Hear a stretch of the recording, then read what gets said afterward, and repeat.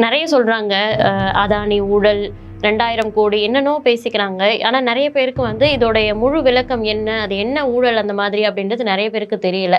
எனக்குமே நிறைய விஷயம் அதை பத்தி தெரியல. நம்ம நேயர்களுக்காகவும் எனக்காகவும் நீங்க அதை பகிர்ந்துக்கிட்டா நல்லா இருக்கும் சார். அதானின்னு சொல்றப்ப நீங்க 2000 கோடிலாம் சொல்லக்கூடாது, ரொம்ப தப்பு.